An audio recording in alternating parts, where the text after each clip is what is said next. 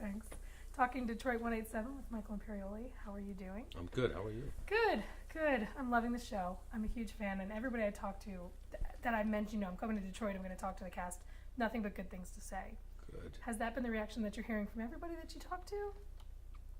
Yeah, I do, and I get approached by people on the street all the time, and you know, they're the first people to tell me when they don't like something that I do, and they do say that, and they have, but not about this. It's I've also gotten calls and emails from people that are very blunt and particular critics of things that I do, and overwhelmingly positive reactions to this. And even though we don't learn a lot about the characters, I still feel like I'm relating to them because they all seem so down to earth. And Fitch, we don't know much about him, but you still kind of root for him. Mm-hmm. So talking about the episodes that are going to air in January when we come back, what can we expect for Fitch and for the show? Well, you do start learning a bit more about him, about his past, and about, he was married and he has a kid, and, some stuff went down in New York where, that kind of got severed, those relationships, and we do go into that a bit, and fills in some of the puzzle of this guy. I like the almost, not unexpected, but almost kind of quiet relationship or interest he has in Sanchez. I think that the relationship there is very kind of undercover. Yeah. I mean, he respects her.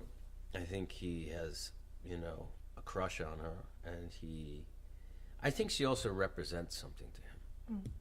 Maybe something from his past that he messed up. And he both knows that and yet ignores it at the same time.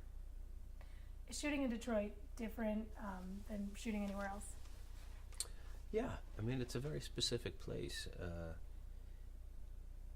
First of all, just shooting here, people aren't really used to. They're getting used to movie crews because a lot of movies have been shooting around here. For the most part, they're not really used to it, so they get very excited when we go into neighborhoods. It's still a very new thing. So, in New York, where I live, there's stuff like on my block. There's things shooting like, 2-3 times a month. I live downtown, and people are a bit over it. You lose your parking space. There's noise from the trucks and blah blah blah. So, but here they're a little bit more excited. It's more of a new thing to them. But it's a very, the visual, the look of this city, is very different than a lot of other cities, and the landscape of the city tells a story, and you can see the past, and you can see, the kind of the grandeur and the money that was once here, and how that kind of has fallen away, and what was left in this wake, and now how people are trying to resurrect it again. In a lot of ways, it's a metaphor for America. And how we've lost a lot. Economically, we're in trouble. We've lost a lot of the things that made us great, like the manufacturing and industries and stuff like that. That's been gone to other countries and things like that, and the repercussions of that. It's kind of a microcosm in a way,